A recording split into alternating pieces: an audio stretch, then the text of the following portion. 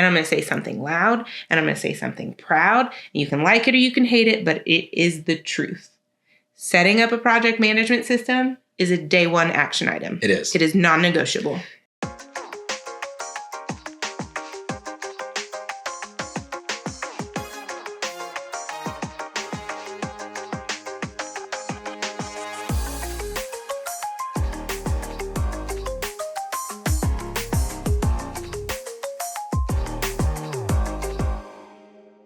Hey everyone, welcome to today's episode of Behind the Signs. Hello. I am Joe, and I'm the co-host of the podcast along with Liz. That's me. Yes, and we are also co-moderators of the Behind the Signs Facebook group. So if you are on Facebook, please join our community. It is a community of sign professionals sharing their wisdom, sharing their work, asking questions. So we'd love to have you be part of the community. And before we get started on today's topic, which is something that I am very passionate about, just want to thank our sponsors at InkTavo? InkTavo. Yes. What does InkTavo bring us? InkTavo brings a whole family of products to the sign and print industry. So if you're not familiar with InkTavo, it's InkTavo.com. And you can go over and check out all the products. Of course, Sign Tracker, which I'm very passionate about. We're going to talk a lot about Sign Tracker today. Well, we're going to talk about project management today. So of course I am the Sign Tracker guy. Yeah. So we don't want today to sound like an infomercial, but if it does, we're sorry. Yeah, if it does, we're sorry. And I don't think it will. We don't want to be too preachy. No, I mean, I think that there are other options, but we'll get to it. But yes. InkTavo brings us Sign Tracker. Sign Tracker, Printavo. If you're in the UK, Clarity. So for our UK, what do they say? Over the pond, on the other side of the pond. Yeah. If you're one of our UK followers, then please check out claritygo.com. Excellent product, similar to Sign Tracker. And then also you have Graphics Flow and Inksoft, which is online stores for all things, lots of stuff, all the stuff, all the tools. Yes. And so we're very grateful because they sponsor our podcast and they're very supportive of all the things we do.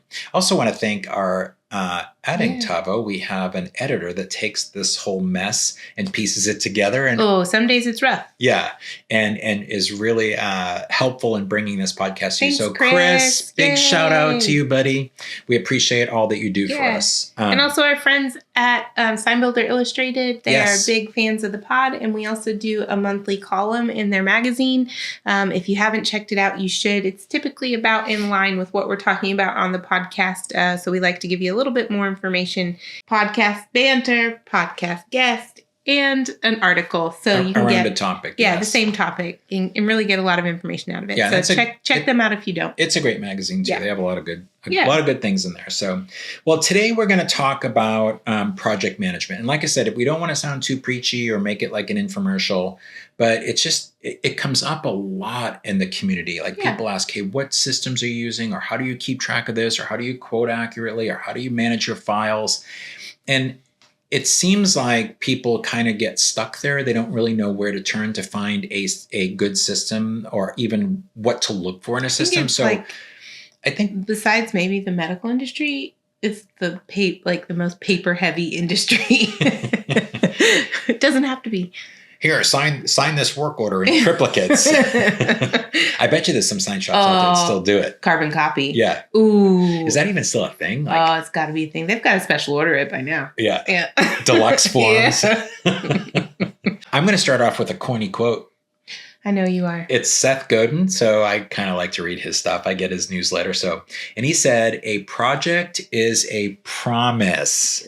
It's about coordinating unknowable future events to deliver something of value. So I loved that quote because I kind of felt like, hey, a project is a promise. Or if you're not a hopeless romantic, it's a contract.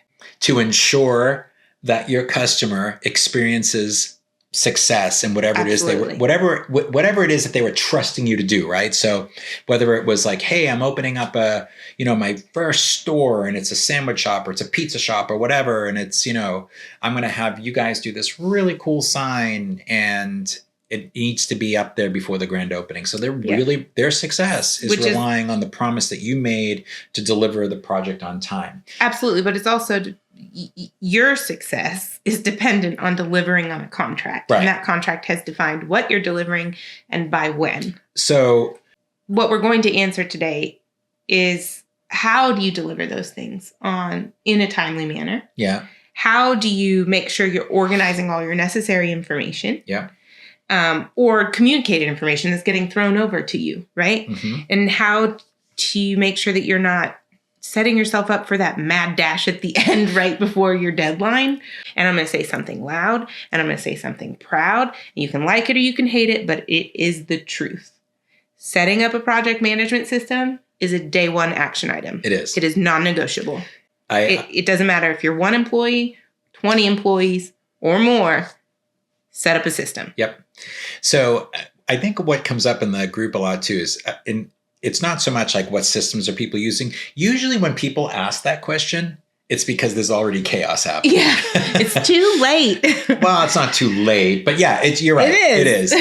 But you can save it. You can save it, and you can prevent it from happening. You can, because I feel like when that comes up, when the conversation comes up, it always is kind of couched around, oh my God, I'm so overwhelmed. I got too many jobs. They're falling through the cracks. Yep. What is everyone using? This is getting out of control, or I can't quote consistently, or whatever.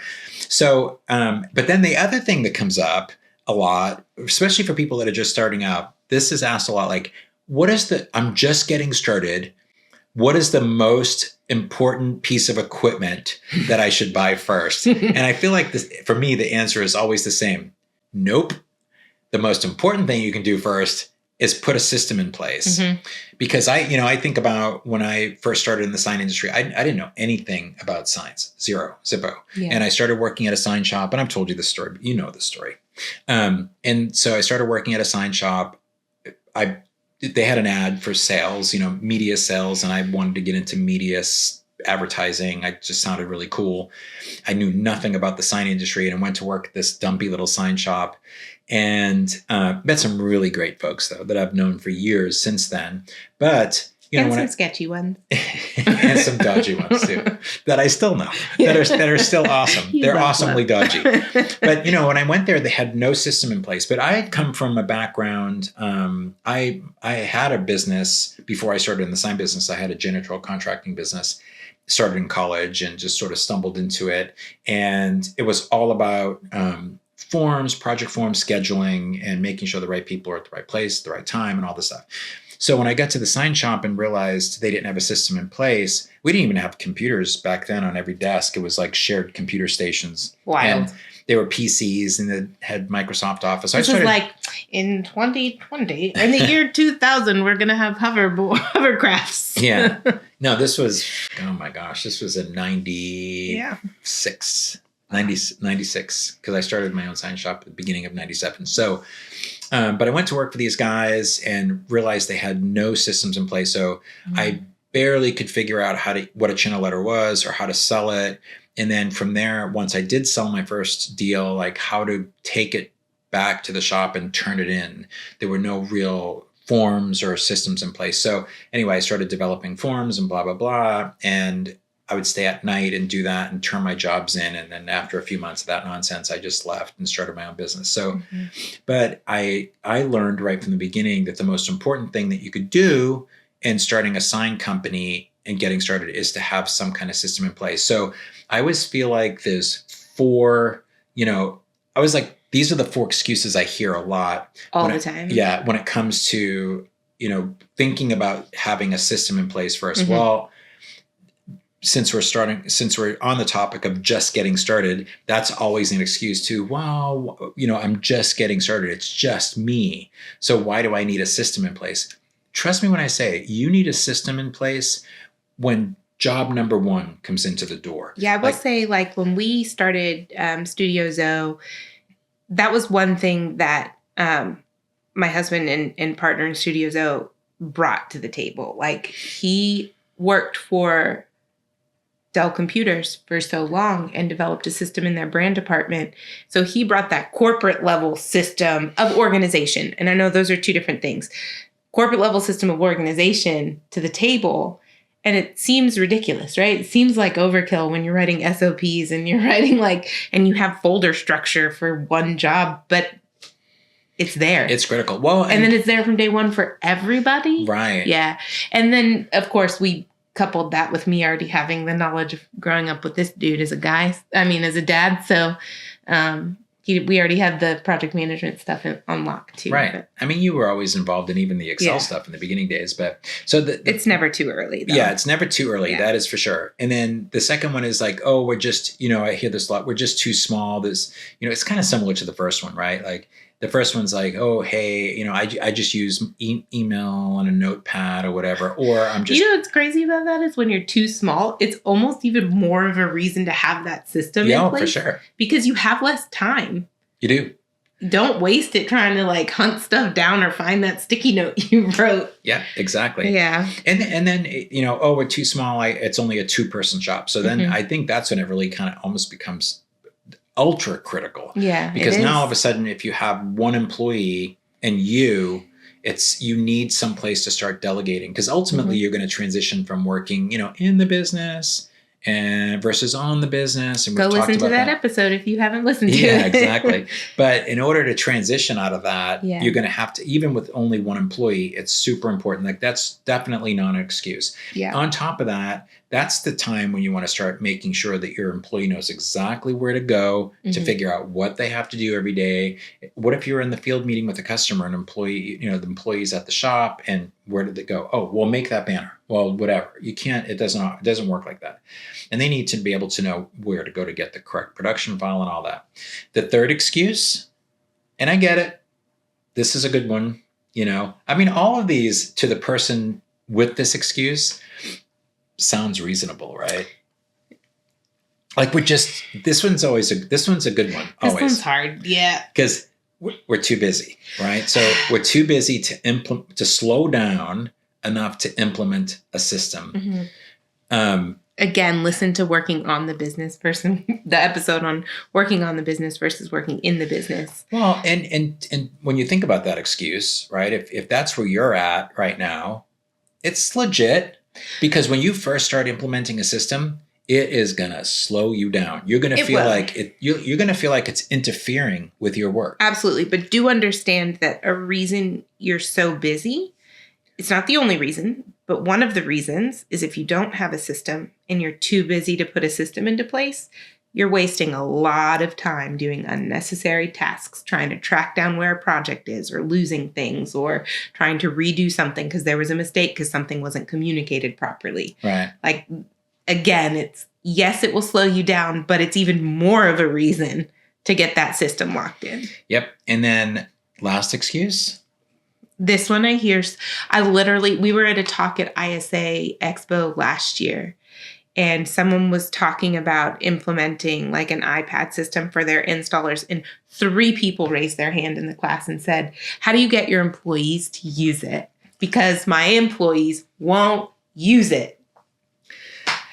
Well, I mean, there's the basic answer to that is, who's the boss? This is your job. Yeah. Who's the boss? I mean, it's your business. So if you're running a business and you say, and you're at a point where you have 3 employees, 4 employees, 10 employees, I can't get my employees to adopt it or use it. That's where you're going to have to really work hard to implement it. But I will say one thing: if you start early, when it's just you or you and one employee, then it's not a problem, because from day one, this is how the company runs. Yeah. Now, if you're past that, it's not too late. It can still be done. It's just about, if you are the manager or you're the owner, you have to follow up what you're asking them to do by both leading by example, by using the system, but also not accepting them not using it. Yeah. Like, and not backing down and not just giving up and saying, well, they wouldn't use it. Well, but if everyone's using it and it's implemented early on, then using a system like that is tied directly to performance too. I mean, they're going to, they can't really operate in the company at all without it. So that's the benefit of getting started super early. But it's not too late. Even if you're 10 years into your business and you're feeling overwhelmed and you need something, okay, you're going to have some hurdles to work through, right? Implementation, getting employees to buy in, that whole too busy right now. You're going to have to kind of put those aside, and I don't want to say suffer through it, but you're going to have to work through it to get going. So Here's the thing, I think with project management in the sign industry too, is when you're starting to think about adopting a system, it's really super important that you find something simple because there's not that many options out there, right? There's generic options. So, some people cobble together a Monday.com or a Trello board or Gmail. And I'm not saying that that's terrible if that's what works well for you, but having, I think, something that is easy to implement, looks easy, like easy to use, integrates with hopefully QuickBooks, which is most sign shops are using QuickBooks Online, especially.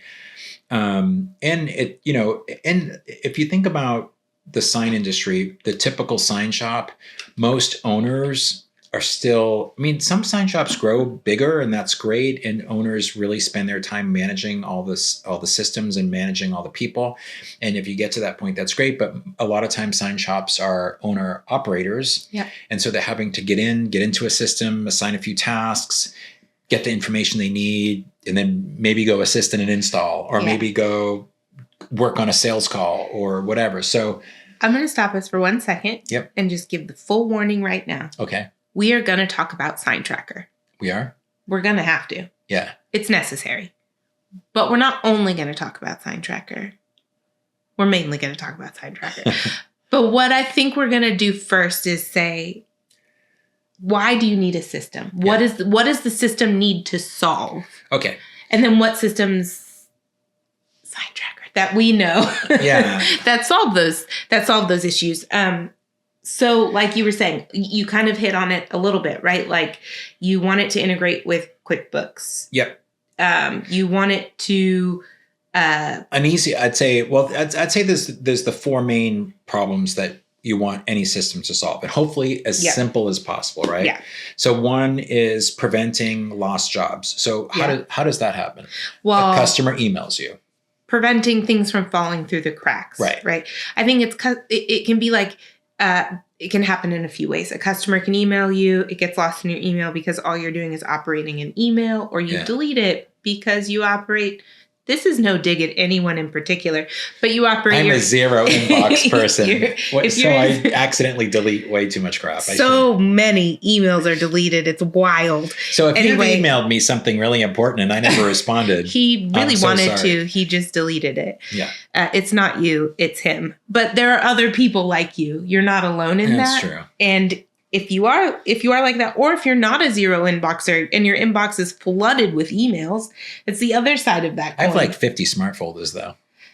Anyway, and I think that things falling through the cracks can be like during a job. It can be at the beginning of a job. It can be when a job first comes in. It can be when a job's about to be installed and it's like the super saying, hey, something's different with the wall. Or I think the worst thing is just, when I had my sign shop, emails especially were bad, but even customers, which probably today a lot of people operate off email a lot more, but even then you'd get a call and you're in the middle of 5 other things and you enter ADD. Enter ADD.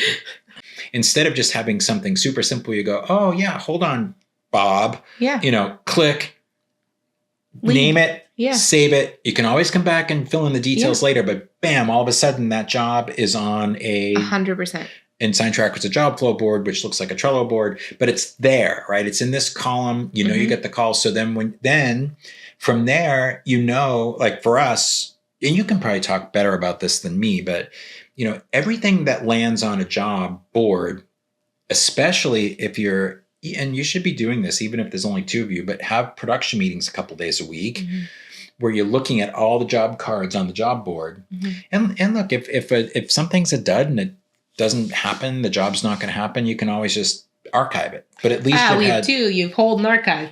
Is this dead in the water for a minute, or is this dead in the water? Like those are 2 different. And if it's dead, in the water for a month, you're right. You can just put it on hold. You can archive it and take it out of archive. You can. Yeah. Which Sign Tracker allows you to do those things. Yeah. And a lot of products do, but I think that the point is like, and the reason we will talk about Sign Tracker is it is focused on the sign industry, and there aren't that many softwares out there that are specifically built around the sign Yeah, industry. I mean, there are a few, especially but not inside many. the jobs, like the job forms Right. and the survey sheets and all the art templates and all that stuff, which are really cool. But those are just kind of bonusy things. The big problems that it solves are these four things that we're talking about. The first one is, keeping things from falling through the cracks. And I think in that also is keeping people, that's where silos come in too, right? Like if, let's say you get a call about a project and you put it on a sticky note, let's say it's a project we're already working on, and you put this information about the wall color or wall size changing on a sticky note and you haven't entered it anywhere. And then you forget. Or you're out sick. Well, I don't know what wall size changed. Like, I'm not going to go to your desk and look at your sticky notes. Yeah. And that's called a silo. One person is holding the information. Yep. And that's going to either create a chokehold in the project, create mistakes in the project, or create mistakes in the project. Or create a lot of money being lost. Yeah. So that's a second thing, right? You need a central information place, storage place. Guess it fits better in that, right? Yeah. So first, one, a place where it won't fall through the cracks. So a job card, a job folder, electronic job folder, and then two, within that system, lead, like place where you can record leads. Yeah. Which every time you open up a new opportunity in SignTracker, it still ends up on the job board. Right. Yeah. But inside, so then you need a place for. So number one is all the jobs. Number two is all the things, right? So all the parts of the job. So, and especially in the sign industry, because people will, I'll email you my logo.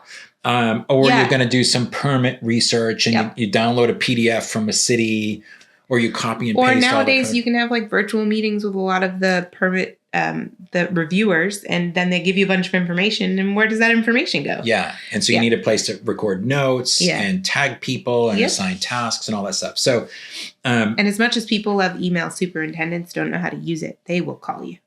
And where does that information? You have to have a place to upload those notes from calls or documents that people send you or documents that you find in your research. What I use SignTracker for a lot is the notes inside projects. So I would, if somebody emailed me something, especially if it pertained to like an approval for a change, I would just copy and paste the entire email, including the header and everything, and put it right. We still do that. You put it in the notes because then it's time stamped and it's great. The third thing that a good project management system should solve for you is task management. So let's talk about that for a minute. You have a project, and a project is let's say let's just call it a channel letter sign, right? Or whatever, a big banner. It's a huge banner. It's being installed on the side of a building, whatever it is. But it has a hard due date. So, okay, that's great. That's on the job board. We see that this job is due in a month or 2 weeks. So what happens with the components of the job? And this is where task management is critical. So you need to be able to look at a list of tasks that pertain to that project type and then be able to assign those tasks. And I know this is going to sound crazy, but even if it's just a 2-person shop, to be able to assign tasks to yourself and have a reminder every day, whether you want to look at it on a calendar view or a list view. And recently in SignTracker too, I don't know have you seen the new task board? Yeah, it's pretty cool. So you can now, what's nice is you can in SignTracker, I know other systems probably have this too, because again, we don't want this to be a total infomercial for SignTracker, but the task board is a brand new feature where you can set up columns just like you can on the main job flow board. So the job flow board is going to represent stages of production, right? So you can have, open bid, pre-production, production, install, delivery, closeout, whatever your stages are. You can set them up the way you want. But then the components of the job need to live somewhere else. And you know that if you're in a custom fabrication shop, you might have, let's say it's a pylon sign or a monument sign with, some decorated faces. So you might have, the acrylic being decorated in the commercial department with digital printing and vinyl and all that. But then you might have a portion of the sign being assembled and welded and another portion of the sign in the paint department. So now there is a task board in Sign Tracker where each of the columns represents a resource. And a resource can be anything. It can be the paint department. It could be the install crew. It can be a digital printer. It can be the router. It can be a salesperson, whatever. And then you can start assigning the different components of the job to the different resources in your shop. And then what's really cool about that is even further parts of the job are not falling through the cracks, and you can start seeing where things are getting stuck. Yeah. Which is a huge benefit because let's say cost saver. Yeah. I mean, let's say if you got a painter, you have one painter in a single paint booth and you have 10 jobs backed up in paint. Well, okay, what are we going to do? Well, either A, we're going to hire someone to come in at night and start prepping so that the painter doesn't have to spend any time doing prep work, just painting, or you outsource. Yeah. So it helps you make some really good decisions about that. Yeah. And I think that, pulling back for a second and taking a bird's eye view that is outside of Sign Tracker to avoid sounding like an infomercial. What are you trying to solve in that? And that is you want a place where you can track the overarching stage that a project is in, right? So are you in sales, quoting, design, permitting, fabrication, installation, scheduling, and install, and then close out for billing because it's another way to track, have I billed this yet? Yeah. Super important part. But also you want to be able to double click into that a little bit. So at least, when you're in, let's say, even before production, when you're in permitting, have I filled out my applications? Have I submitted this to the permit department? Has the permit department reviewed it and rejected it? Have they given me notes? There are just little things. So that way... what's so funny? What? With just us talking about all this is making me feel like I want to laugh. Because when you think about a sign business, you think, oh, it's such a nice, creative, simple business. It's not. It's very complicated. It's a very hard industry. I say this all the time. Every project is super Yesterday I said complicated. it probably 15 times. It's a very hard industry to be in. Especially custom fabrication. Especially custom fabrication, especially. Yeah. I mean, I think you can be in certain parts of but even if you're in, even if you print 5,000, 10,000 t-shirts a month. I mean, still the whole ordering process, making sure the right graphics and DTFs are ordered or whatever, however you do all that. And there's a lot. There's always a lot. Yeah. I think it's a great time to say, if you own a company in the sign, print, digital print, graphics industry, and you feel overwhelmed, you're not crazy and you're not alone. This isn't an easy industry to own a company in. Or task paralysis. You know what I mean? That. You're not alone and nothing's wrong with you. It is just a very rough industry. It is. And I think that it's great that it has a low barrier of entry for a lot of the trade parts of the industry. Yeah. But if you're higher up and you're either project management or ownership or management level, and you're overseeing, you're more the bird's eye view of all those things coming together, and you're feeling overwhelmed. It's normal. It's normal. And that is this industry. And a system's not going to 100% cure that feeling of being overwhelmed, but it's going to help a lot. Yeah. And I think that, again, at that bird's eye view, being able to double click into where a project is once it's in a certain point in the process. So if it's in production, you have part of it in paint, part of it in graphics, part of it in routing, or assembly. That's where you need to be able to track it so you can make sure that you're hitting milestones. You can set up individual deadlines for each thing. And that's where you work with your fabrication scheduler.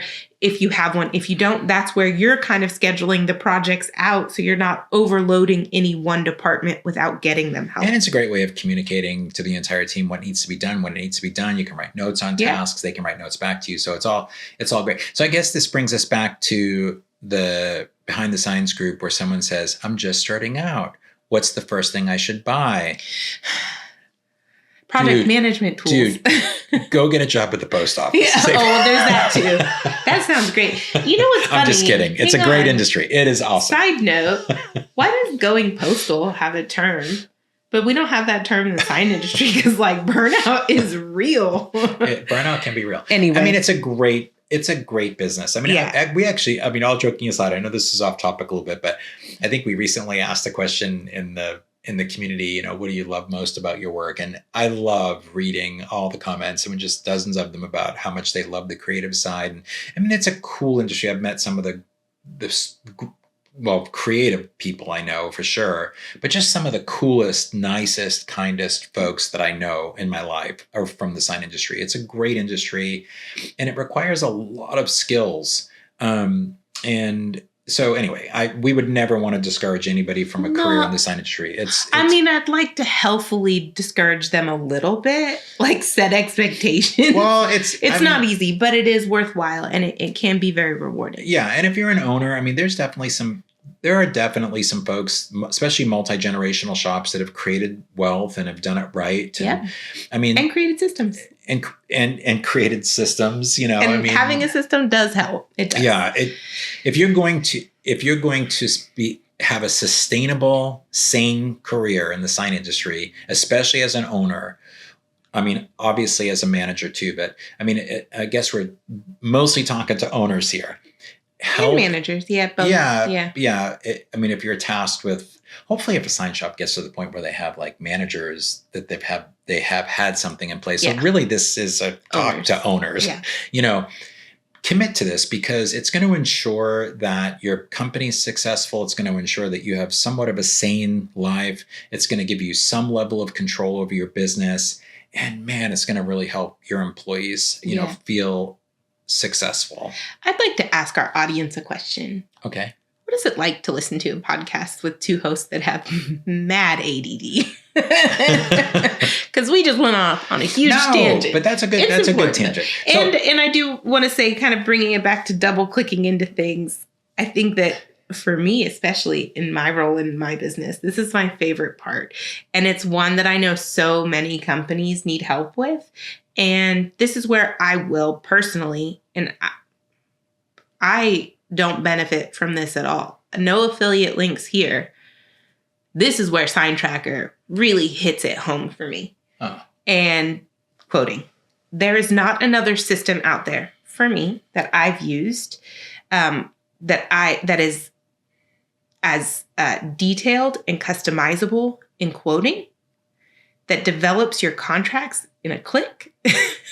You've really fixed some of the I luckily do have like a main line into like, if I want something changed, that's been a benefit. But I think that there's not another software out there that is geared towards the industry that is so customizable.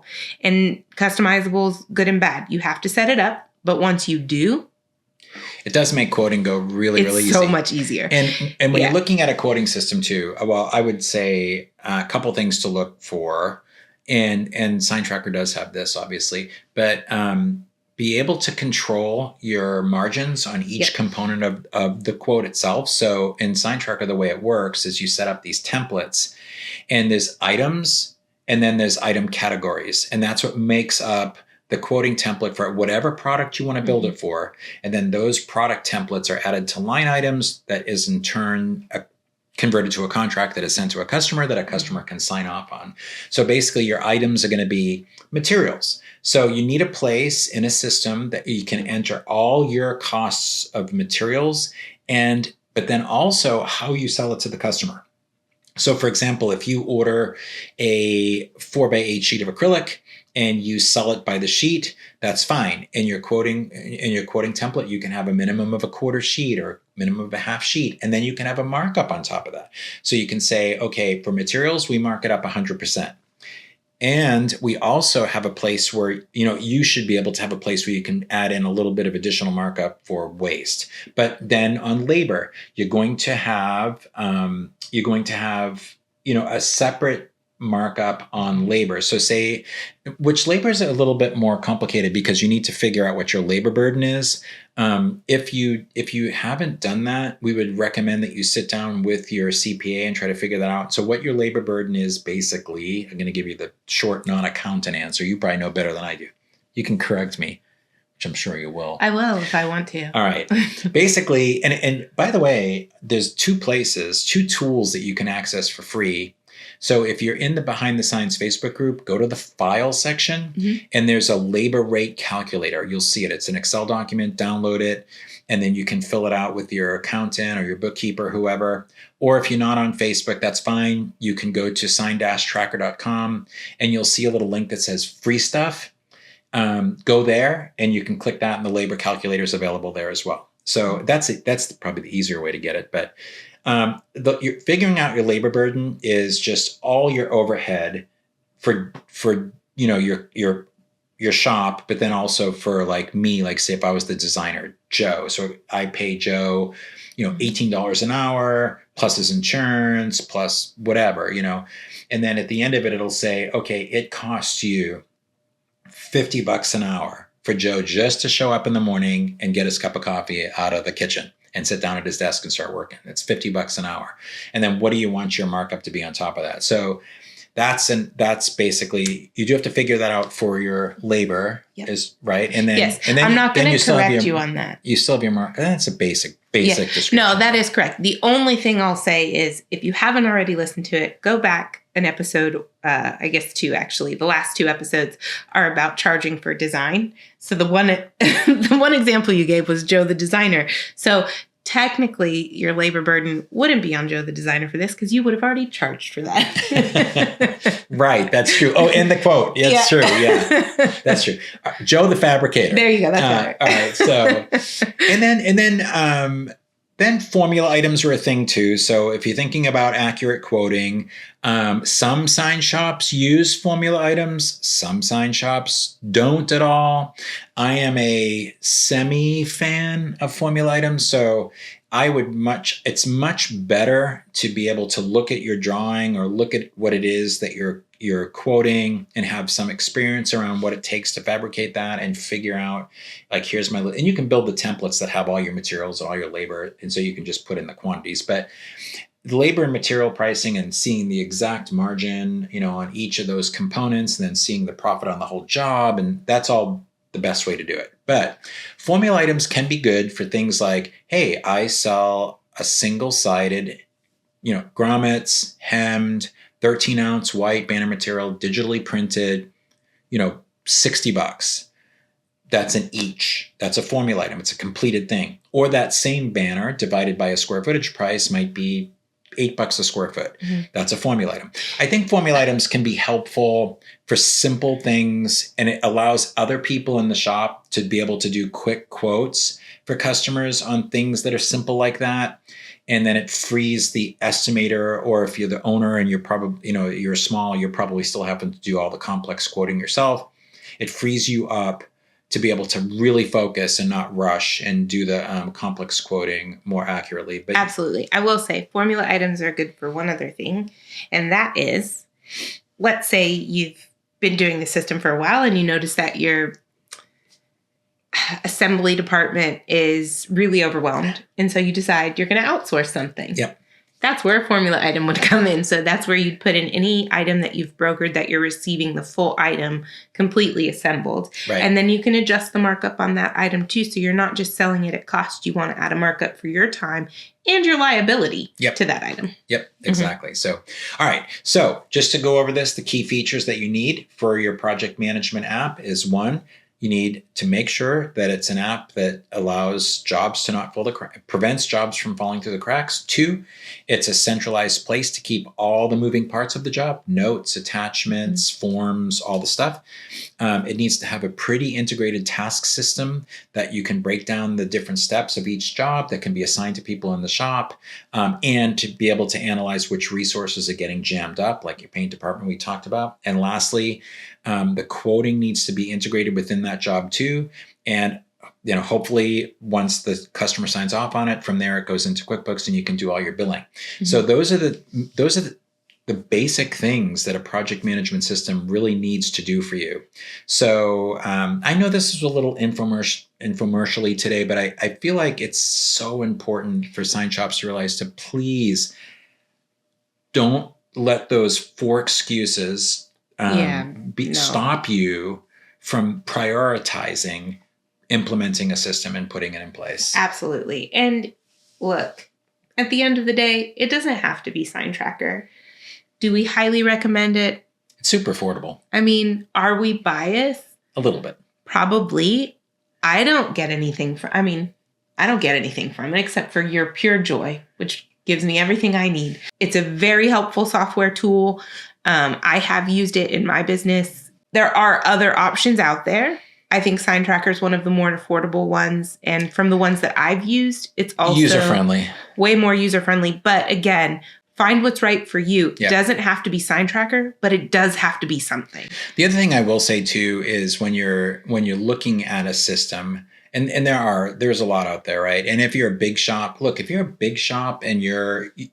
maybe you've had a system like Sign Tracker and you've outgrown it and you need a full-blown ERP system and all that, then I mean, that's great. I understand that. But whatever company that you choose to work with, make sure that almost think of them as your partner in business. Absolutely. They have to really be driven to care about your success. And I think that's the one thing. I mean, I'm going to one last time, and I promise, we won't do another infomercially podcast again for a long time. But one thing I do like about InkTavo, now that I'm part of the InkTavo team, is that when you call to get help, it's a person. Yeah. Or even when you chat I'm a chatter. And it's really funny because the people know me when I chat in, but when I chat, it is a person. Yeah, which I like. It's people. Because I know I'm like an old dude, so the whole bot thing, I find myself when representative. Person, real person. Yeah. But it's, and most of the people that work there came out of the industry. I mean, there's a whole bunch of software nerds that work in InkTavo that do the development and all that stuff. But there's a whole lot of people on the sales side and customer support and customer success side that either came out of sign shops or print shops. Just from the Sign Tracker point of view, you get me, who's been a sign shop owner since dinosaur days. Then you have Craig, who came out of a more like graphic side of it, banners, yard signs, t-shirts, and promotional products. But then you have Brooke, who is a project manager at your company, my company, and she has a really great grasp on the sign industry and knows Sign Tracker inside and out. And then we also have tech support people that have come out of the sign industry. So you get this whole team that's part of your team. So I think that's an important part. And it kind of makes things feel less overwhelming too, if you have that kind of help. And that's kind of all included in the price too. So it's kind of nice. And I will say, look, if you have outgrown Sign Tracker and you are at the point where you need like a full-blown ERP system and you're paying for said full-blown ERP system, thousands a month. If you don't have a main line in to a person, it's not the right one. It's not the right one. There are other ones out there. They are. So find the one that works for you, but find one. We love you guys very much. Thanks for spending a little bit of time with us, and we'll see you on the next episode. See you soon. Bye. Bye.